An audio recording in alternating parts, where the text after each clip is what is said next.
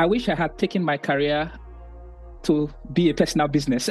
There have been amazing stories of people who have come to this event. During those events, met companies, we're able to build network, we're able to get job, interviews, and then go on to, to get these jobs. People who start working on a visa or people who need a visa to work have a slower career progression than people who do not need a visa. Would you agree with that, or what do you think about that? I'm an electrical engineer, and I sit within what you call a heat development sort of team with an energy company, SSE. And what we do basically is developing heat solutions. And this is all geared towards decarbonizing the heat network, essentially. And what I do within that team is simply helping to look at the electrical aspect of things. More of it has to do with design. There's a lot of design elements to it, and then so basically looking at how do we take care of the electrical elements of heat network design. That's essentially what I do. I'll ask you to take me back a little bit. I am aware that this it's not the job you started doing like many years ago. Why I want you to take me back a little bit is just coming from the visa sponsorship point of view. So tell me about how you've come to this place, the job you did before now, and how you went about getting that job. Right. Okay. So first off, I came to the UK. That was start of the year 2016, January 2016, and that was to sort of pursue a master's degree in electrical engineering. The initial plan was to sort of continue on to do a PhD because I've always wanted to remain in academia. I had come from, a job where I was essentially working as a teaching and research assistant at a university. So I had been sponsored on a government-funded scholarship to do my master's degree. And the plan was to then progress on to do a PhD. But towards the end of my program, I started to think about possibilities of, getting a job in the UK and exploring the UK engineering industry, which was, at the time became very appealing to me. So towards the end of my program, I started to apply to jobs. I think at the start of the second semester of my program, sometime in August, September, I started to explore the option of, getting a job in the UK. So I applied to, I think, about 3 companies. So I did some applications and attended a few interviews, attended a few career, sort of university career events, just to know companies that sort of employ, engineers, with my sort of background. And I was lucky to land an interview with a company who at the time and still is one of the best within the built environment. So I went on an interview. I did quite well at the interview, and they were willing to take me on. So that's how I got a job at the company. And and so this job was the job that then sponsored your visa. That's correct. Yeah, that's correct. So when I got the job, because I had come in on a tier 4 student visa, to be able to take on that job, I then needed to move on to a different visa, which is the tier 2 work visa, because it was called tier 2 general visa at the time. And so the company were very happy and willing to support me through that process of, sort of granting me sponsorship and then, making the application. So I then got the tier 2 visa, which is the work visa. And then that enabled me to work with the company. So I worked for the company, I think, for exactly 5 years. 5 years. I joined the graduate program, did the graduate program for 1.5 years, and then became an engineer, and then worked for, another 3.5 years or so, with the company before I left sometime back in early 2022. Yeah. Okay. So I imagine this is a company that has an established graduate scheme and also well known for being able to sponsor the visas of their recruits. Is that correct? Why I asked that question is people, I understand your company does this offer, they're well versed in visa sponsorships, but there are people who kind of have to go into a company where they have to tell them, there's this thing called visa sponsorship. Yeah, and they have to apply and they have to negotiate, visa sponsorship, the terms, the salaries and all. Absolutely. Yeah. There are companies that obviously, like you said, Obin, are not very experienced with going through the whole immigration process for their employees. Either the fact that they have not had to deal with that in the past, they are new to sort of, for example, getting employees from outside of the the UK, right? So they have to go through that process the first time. And it might just happen that you're the first person they're having to do that with. So sometimes you might have to do the research yourself in terms of finding what are the requirements, what do you need to pay, in terms of the sponsorship fee, the skill charge, and all of that. So so if you are somebody who happen to be in that position, I would say do not worry, because there's a whole lot of information out there. That will help you. A lot of the information that you require to go through the process is already on the government website. So I think you are not necessarily disadvantaged in that case. I think the important thing is that you have a job offer, you have an employer who is willing to sponsor you. Once that's been, checked off, then the rest is just, you finding the relevant information and getting on with it. No, that's very helpful, Emmanuel. I think even because of this problem, I think some universities go to the extent of publishing like little documents for the students or for their graduates, telling them, if you come across this kind of situation, this is the, you can send these documents to your employer that can tell them how easy it's, well, not so easy, but at least how possible it is that they can sponsor your visa. So I think that's very, very useful. Another question I'll ask you, Emma. So you've mentioned that you started working in that first job and you've been there for 5 years and then you moved to your new job. Something I've always been I'm curious to know what you think about this. There's a school of thought that people who start working on a visa, or people who need a visa to work in the UK or any country at all, have a slower career progression than people who do not need a visa, or people who are not on a visa. Would you agree with that, or what do you think about that? I think that's not true. Okay. I think that's not true. Career progression is largely individual. Right. I'm not oblivious to the fact that there are. I would say I'm not oblivious to the fact that there are. What's the word I'm looking for here? Biases. Okay, in the workplace, and in this sense, bias as to, for example, you've come from a background, like, for example, you got some level of education outside of the UK, particularly in this case from Africa, and how might people sort of perceive your competence? Even if you've got a postgraduate education in the UK, a master's or a PhD, but traditionally a bulk of your education, is from outside of the UK. Let's say in this case, from Africa. How do people sort of perceive your competence? Yeah. I would agree that in some ways, biases might filter into that, in terms of how people perceive your competence and things like that, and how that might then, contribute to your progression in your career. Right. But if I thought that was true, I would say that from my experience, it's very, very minimal. Right. So I would say that, whether you come into the UK as a postgraduate student and then go on to get a job and then get on a visa and you're working, your progression through your career, that it borders on things outside of the fact that you have a visa.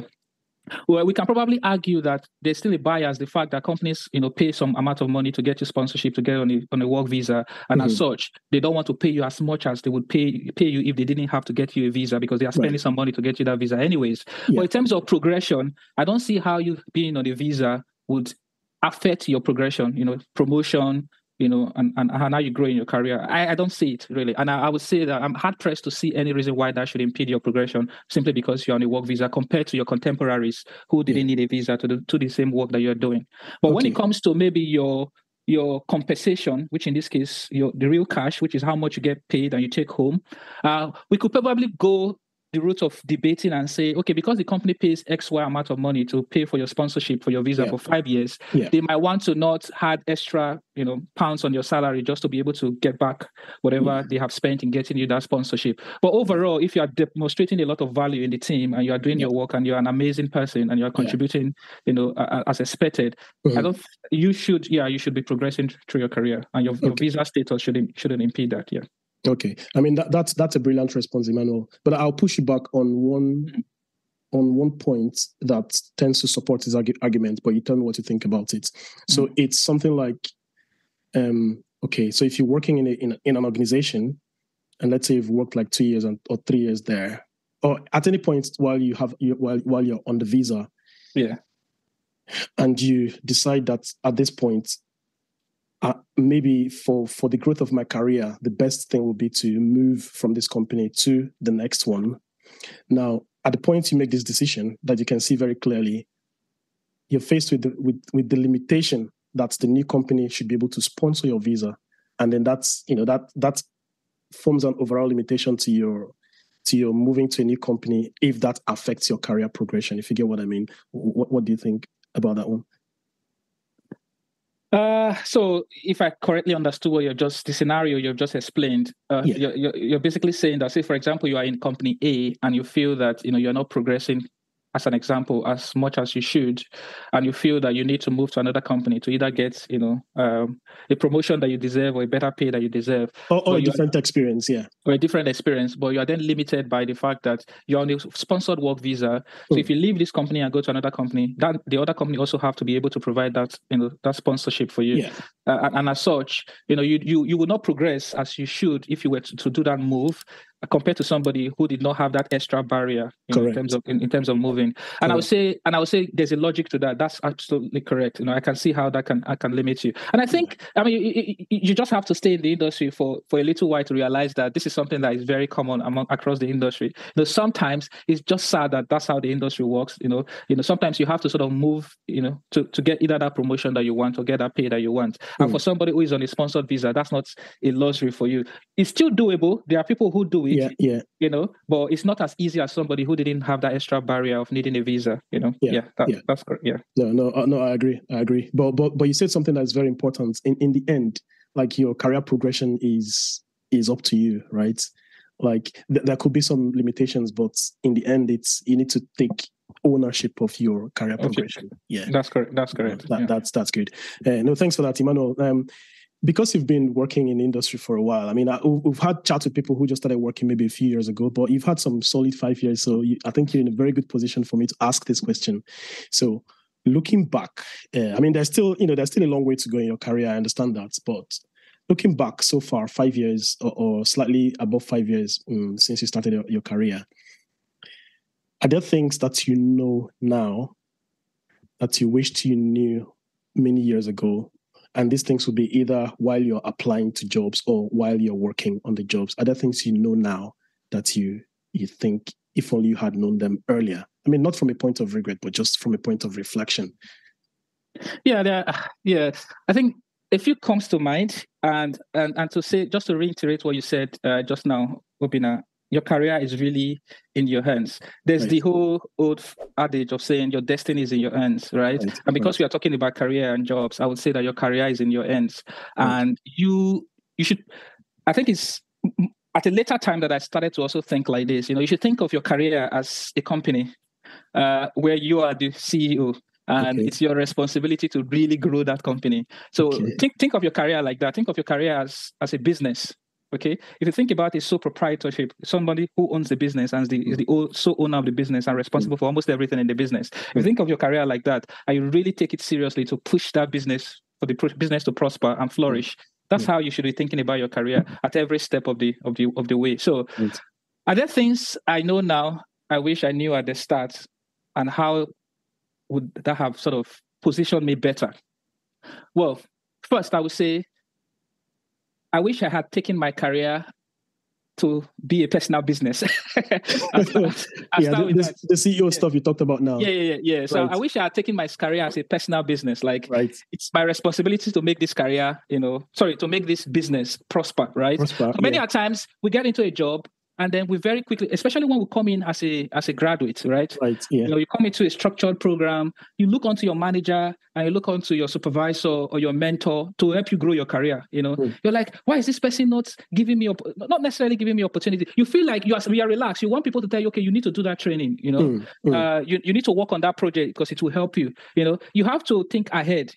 I think what you need to do is think 5 years time, what kind of person do I want to be in this profession? So let's say, for example, you're an engineer and you're interested in an aspect of energy. You might want to ask yourself, what kind of electrical engineer do I want to be in 5 years? Do I want to be a subject matter expert in this area of my discipline? Do I want to be an industry expert in this subject? Do I want to be the type of person, that is a key person in the company when it comes to this subject, So when you think about your career in the 5 years, 10 years time, then you can start to think from today, how do I plot my way to get there in 5 years time? So which is taking a very proactive step in building your career. So first thing is, I wish I had thought of my career as a business and really be very intentional on how I grow it. Right. And then the next thing I wish I knew was I took more seriously was networking, right?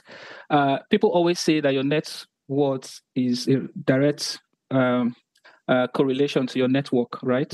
Yeah. Your networking, right? I wish I had at the very start of my career done better networking, which is building relationship with people within my immediate team, outside of normal work, taking more interest in people and building that relationship across my industry as well, building that relationship. Because at the end of the day, it is the relationship that you build that will then, open you up to opportunities. So when people know you and people know what you can do, that's when they can recommend you for opportunities. So networking and letting people know who you are and what you can do can make all the difference in sort of opening you up to opportunities. And I think the other one I wish I knew earlier was being open to taking risk.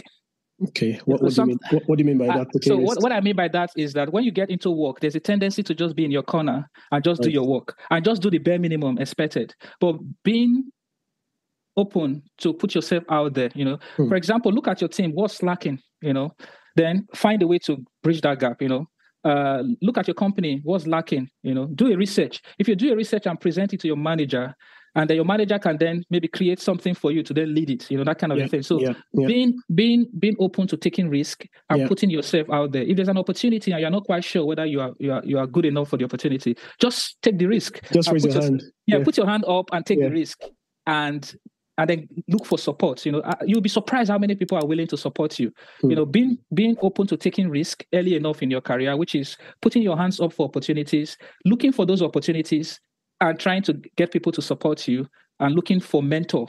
That's another very important thing. Looking for people who have done what you're trying to do, and then learn from them and get really good mentors. Because having a good mentor can save you a lot of time and a lot of years, because they've gone through it, so you don't have to reinvent the wheel. They can tell you what they had to do to get, even if it's chartership, what sort of project they had to work on, they will tell you that, and that can make a difference for your career. So I would say treat your career as a business. Network, building network within your company, within the industry, not just within your company. Don't just go to work and come back. Meet people who do the same thing that you do, but in another company. Meet people who work within your industry and build a professional network, right? And then be open to taking risk. And I think this is probably cliche, but I would say it as well, which is be okay, to fail. I think people say this a lot, but it's actually important that we keep reminding ourselves that people that eventually succeed are people who are not afraid to get up when they fail. So don't be afraid of getting that bad feedback or anything like that. Take the feedback, work on it, and then move ahead. These are all cliche advice. No. They're not cliche. It seems like you've spoken from experience, and I absolutely appreciate that. No, thanks. That was a cracking response to that. Thanks very much, Emma. My next question for you, Emma, is if someone wants to get a job in the field you're working and to do the kind of things you're doing, what skills are required? What skills should this person be picking up? What kind of training or anything the person should be doing to prepare themselves to get this kind of a job? Okay. Like I mentioned at the start, so I am an electrical engineer, and in terms of, for example, what sort of educational qualifications that you require, you do have to have a degree in electrical engineering, and this can be a bachelor's in electrical engineering, some companies do accept people with HND. But as a start point, a bachelor's degree in engineering is good. Even if you have more than that, that's just an advantage. But the minimum is a bachelor's in electrical engineering. So that's the educational sort of qualification that you require to do that. But beyond your educational qualification, generally you should be somebody who is very inquisitive, because a lot of what we do, there's a whole lot of, research, trying to devise new ways to solve a problem. You have a complex problem, you should have the ability to be able to look at, the problem that you have before you and be able to think creatively. So somebody who is very logical, good logical skills, logical and reasoning skills is important, which in and of itself, you would already have developed having gone through an engineering degree, right?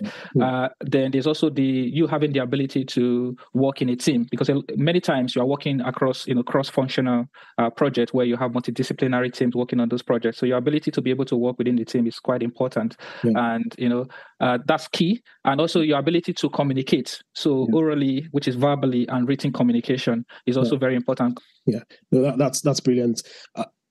Just following up from that, I'll be a bit more specific now. So you've done a good job in telling me what skills are required.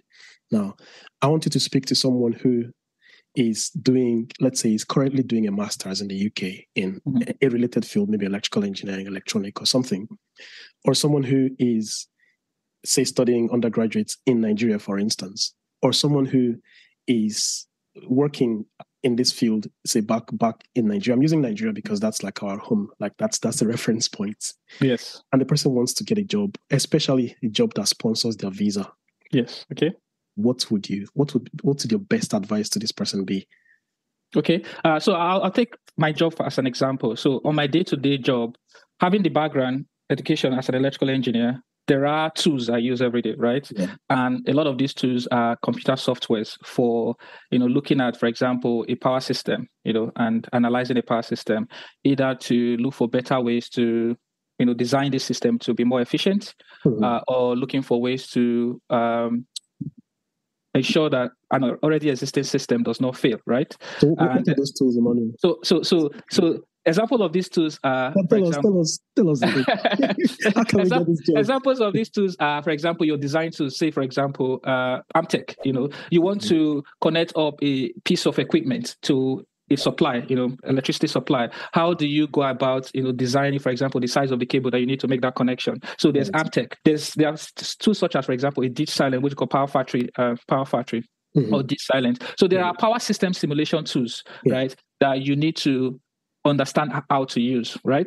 The reason why I did not specifically mention these tools is simply because while they are tools that you are going to use on the job, but I'm also aware of the fact that if you were to come in, for example, as a grad, right, you don't necessarily have to be an expert in all of these tools, right? You are going to go through a process of learning how to use the tools, right? But regardless of what sort of tools you use for your day-to-day job, you have to be somebody who thinks logically. You have to be somebody who knows how to problem solve, right? So those are fundamental skills. Fundamentals, Because at the end of the day, when you look at these tools, they are softwares. You tell them what to do, and they spill out results for you. But you still have to know what sort of results have been given to you, and that still comes down to your ability to be creative and thinking and problem solving and all of that. So increasingly, we are getting to a point where some of these jobs are also now requesting that you have knowledge of, for example, data, right? Ability to analyze data and interpret data. So you should have some level of, for example, programming skills, skills in things like maybe Python, right? Being able to use Python or some other programming language. But Python is quite, an industry. Very popular. Industry programming language, that cuts across a number of disciplines, from data science to engineering, automation, artificial intelligence, and machine learning and algorithms. So if you have a background or a bit understanding of Python, you can quickly see how that can put you above every other person, in addition to your engineering degree. So I would say those are some of the tools that are quite important. That's brilliant, Emmanuel. I mean, so there are the fundamentals, those skills you talked about, and there are these tools you can add to make you stand out from the competition. And if you've got the time and the resources, and if you can, nothing stops you from getting both the fundamental and these additionals that you've just mentioned now. Emmanuel, we talked about, when I asked you about the things you wish you knew, you mentioned networking very strongly. And so just following up on that, I'm aware that you are involved in AFBE, the organization. And I think we talked about mentorship and networking, and I think that you guys have quite some activities that people could benefit from, especially with respect to networking and mentorship. So I can't even remember the full meaning of AFBE. I know it's African something, but I'd like you to spend a minute or two talk about AFBE. What's going on with AFBE, and how could people benefit from belonging to be. Yeah, sure. So AFBE UK actually stands for Association for Black and Ethnic Minority Engineers. And I just called it African. Yeah, that's okay. So actually, AFBE actually stands for Association for Black and Ethnic Minority Engineers in the UK, and it's really just an association of engineers. Most of the members from the name are drawn from people from the BAME background, which is Black, Asian, and ethnic minority backgrounds. Yeah. And what AFB really seeks to do is to ensure that there's diversity. Essentially diversity and inclusion within the engineering industry, and it tries to achieve that through its different programs, right? So we have, for example, NextGen, where we are basically going into schools and organizing STEM career talks for young people, and really trying to get them interested and curious about STEM, and hopefully going on to taking going on to pursue a career in STEM, essentially, in the phrase of catch them young. Okay. Right. And then we have other events, for example, for students in the university called transition event, where so it's almost like a career sort of industry event where we invite companies, and then we have a career day where there are students speaking to companies, trying to understand what these companies do and how they can apply for what positions or opportunities are available within this company and how they can apply for it. And then we have, for example, the industry-led talks, which we call leadership talks, are real projects. Under leadership, we are basically looking to how do we grow leaders, essentially. And within real project, we're talking about some of the subjects, that are in the front burner in the industry. For example, carbon emissions, things around renewable energy, things around hydrogen. We have industry experts, come and give a talk, about these subjects. And I, for the last few years, have been sort of supporting across some of these programs, particularly the NextGen and transition events. Yeah, no, I think it's brilliant stuff you guys are doing, and I think it has actually grown quite a lot, because I think I saw pictures of I think that last year, the gala night or something. Yeah, absolutely. It looked really grand. Yeah, the gala event is also just another fantastic sort of event where we sort of celebrate people who are making tremendous contribution across the community and the industry as well, and it's a night to really bring everybody together, across the entire engineering industry, and then shine the light on people who are exceptional and doing amazing work. I know I mentioned earlier how important networking is, and for students who are already in school, part of networking is attending industry events, because the truth is that companies, through your engineering program in school, do organize what they call career events, where companies come in from time to time. You should actually seek to attend those events. Right. And if you're in the UK, I would definitely say look out for AFBE. Try to, we have transition event happening across the country. We have different partner companies and partner corporations who, sort of partner with us to organize this event across different universities. When I graduated, although I started working when I got in touch with AFBE, but I've attended a few of their transition events. There have been amazing stories of people who have come to this event in their final year. During those events, met companies. We're able to build network. We're able to get job, interviews, and then go on to to get these jobs. And they also are now also volunteering within AFBE. And beyond that, it's also just an avenue to build network. With people working within the engineering industry, doing different things within the engineering industry. And I think it's just amazing. Yeah, no, that's brilliant. I'm definitely missing out on it. I think I'm officially. I think I'm a member of some sort, but yes, I'm you should become an active member. Really, yeah, I need to get more active. But no, thanks very much, Emmanuel, for that. I'll get more details from you and put the links in the description, because I believe many people who are seeking for stuff, mentorship, networking, looking for jobs, and so they should. Career, I'm sure they should definitely go onto the website and just reach out. I'll get the details from you so I can put it in the description. So we run a mentorship program, and there are different companies who partner with AFB for this mentorship program. So even while you are in the university, you can get a mentor from somebody who is working in just a lot of engineering. We have more than maybe 60 or so engineering corporations who are partner members, and a whole lot of them actually engage in this mentoring partnership, with AFBE. And you can get a mentor if there's a company you're already interested in and they're already running a partnership with us for mentoring. You can get a mentor within that company, and if you have somebody within the company already mentoring you, it just Yeah, it's almost like a leg in already. They tell you all the secret about applying for their jobs and things like that. So it's really an advantage. Yeah, no, I think that's really brilliant, and I hope people take advantage of this AFBE opportunity. I think it's really good. But Emmanuel, that brings me to the end of this conversation, which I would have loved to go on for longer. But you know what? I mean, we can always catch up again on this platform and have a chat about other things I had. But just to not make this one too long, but I'll end by saying, thank you very much for making out the time to hang out with me today. And thanks for all the very useful insights and information you've shared during this conversation. Thank you. It's my pleasure. And I hope that it's been a rewarding conversation for you as much as it's been for me. And also people are able to pick a few useful tips from what we've shared so far. That's great. Thanks, Emma. Take care. Thank you, Bina. Okay, bye now. Bye.